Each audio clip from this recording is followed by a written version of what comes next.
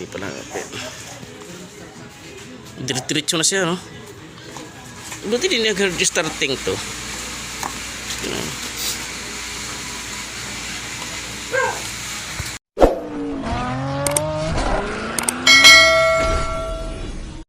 Isang buwan na problema niya, walang hatak talaga. Sa primera mayroon, minsan wala. Pero sa segunda, tercera wala talaga. Ngayon road test natin. Yan, ikwento ko lang mga idol ang problema. Tinisting ko sa fuel pump, map sensor, wala pa rin. Yan. Ngayon, tinawas natin kung bakit ayaw talaga tumakbo. Yan, kaliwa tayo. Tapos kaliwa agad. Yun, ang nakitang tawas natin idol ay baradong kanyang tambutso. Yun, barado yung kanyang tambutso.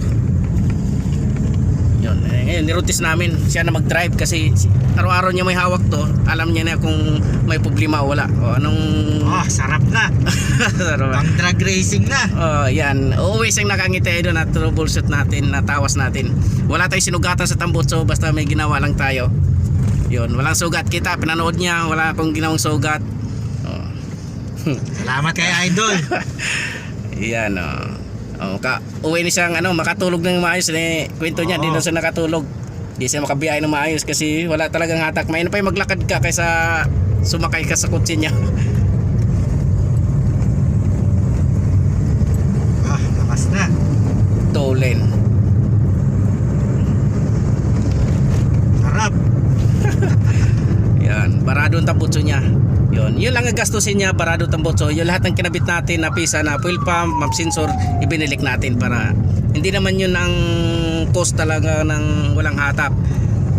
Binalik natin. Pero isa din yan sa walang hatak. Kaso lang nung pilitan natin walang hatak pa rin, bakit natin papalitan? Kaya binalik natin. Yun ang libur na lang talaga gastusin niya dito. Yung sa pag tawas ng tambutso. Just may issue pa siya dito. Dito kanan tayo.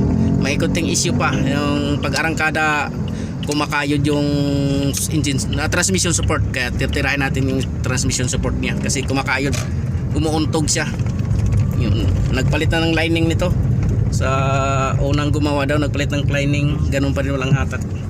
Yun. Dinayo pa tayo dito. Tapasig yan, no? Tagig po. Tagig pala. Taga-tagig. Dinayo pa tayo. Yun. At least natawas naman natin. Nakuha natin yung tamang sira. Yun, pero marami tayong ginawa muna. Yung map sensor, bonot ang oxygen sensor, bank 1, bank 2, tapos fuel pump. Lahat ng ginawa natin yun, binalik natin. Wala siyang ginastos kahit piso. Kasi yun, hindi naman yun, troubleshoot lang yun. Yun ang pinaka talaga nakuha nito kung isi yung baradong tambutso kayo. May babatiin ka ba, idol? Shoutout kay Jerome at sa Team Ratrat. Dito na kayo. Comment ko kayo kay Idol. Sigurado tanggal yung pag-iisip nyo, yung matinding alalahanin nyo sa kotse nyo. Salamat po. Okay, maraming salamat din idol sa tiwala na pinatawas mo yung sasakyan mo. Okay, maraming salamat. Thank you.